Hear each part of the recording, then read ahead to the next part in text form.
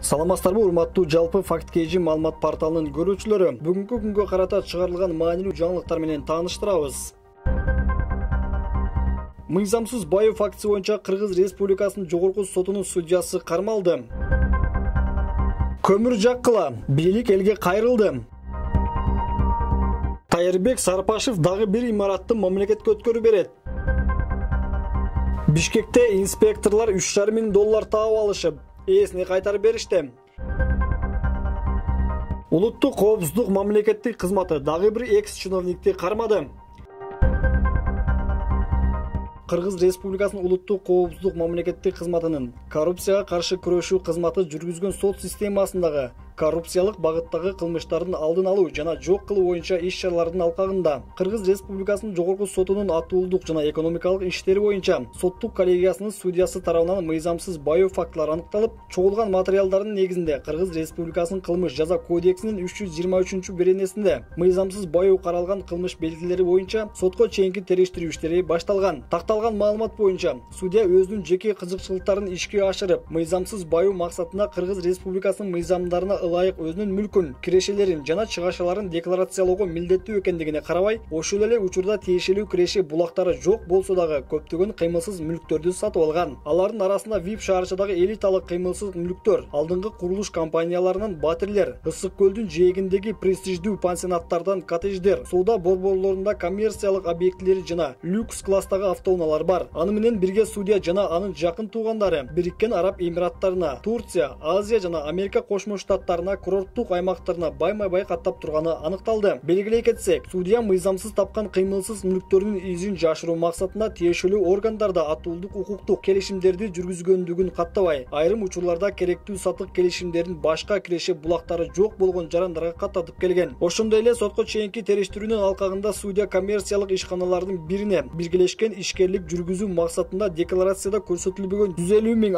долларынын ашык акча каражаттарын берген. Мындан сырткары судья өзүнүн чечими менен Бакиевдин үй бүлөсүнө тиешелүү мүлктүн бир бөлүгүн улутташтыруу боюнча убактылуу өкмөттүн декретин жокко чыгарып, мамлекеттик казынага көп миллиондогон чыгым келтирген. Ошол эле учурда жогорудагы чечим үчүн судья улутташтырууга жаткан мүлктүн бир бөлүгүн сый акы катары өзүнө алып алган. 2020-жылдын 14-декабрында Кыргыз Республикасынын башкы прокурорунун судья кылмыш жоопкерчилигине тартуу боюнча сунуштамасы Кыргыз Республикасынын судьяларынын кеңешинин дисциплинардык комиссиянын чечими менен канааттандырылган. 2020-жылдын 15-декабрында Бишкек шаардык 1-Май райондук соту судьяга карата Кыргыз Республикасынын улуттук коопсуздук мамлекеттик кызматынын тергөө камак жайына кармоо боюнча баш коргоо чарасын бекитти.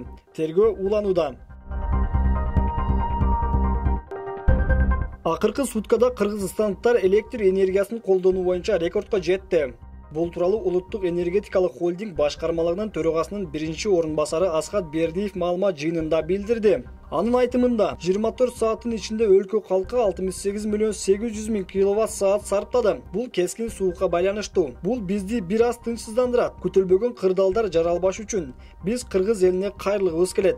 Көмүр жана газ менен үйдү жылытуу керек. Өкмөт тарабынан электр энергиясын колдонууга коюлган чектер сакталбай жатат, деди ал. Асхат Бердиев буга карабастан энергетиктер кыш мезгилин өткөрүүгө даяр экендигин, оңдоо жана алдын алуу иш-чаралары өз убагында бүткөрүлгөндүгүн белгиледи.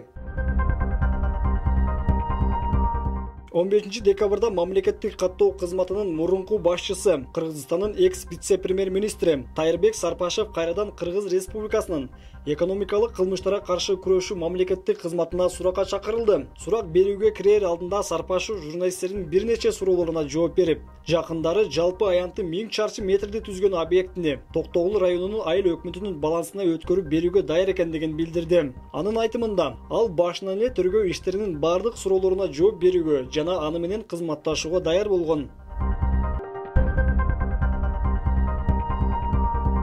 Бишкек шаарынын ички иштер башкармалыгынын патрулдук милиция кызматынын кызматкерлери сумка таап алышып, ээсине кайтарып беришти. Сумканын ичинде $3,5 миң болгон. Маалыматка ылайык, патрулдук милициянын инспекторлору сумканы 14-декабрда кечки саат 6 чамасында чыгыш автобекетинде күзөттө жүргөндө таап алышкан. Анда $3,5 миң, айдоочулук күбөлүк жана паспорт болгон. Инспекторлор токтоп турган таксилердин жанына келип, уюлдук телефон номерин ээси алар менен байланышуу үчүн калтырышкан. Көп өтпөй ал киши телефон чалып, алып, инспекторлор менен жолугушуп, милициянын кызматкерлери Тилек Токтогонов менен Төрөбек Турабай уулуна ыраазычылыгын билдирди.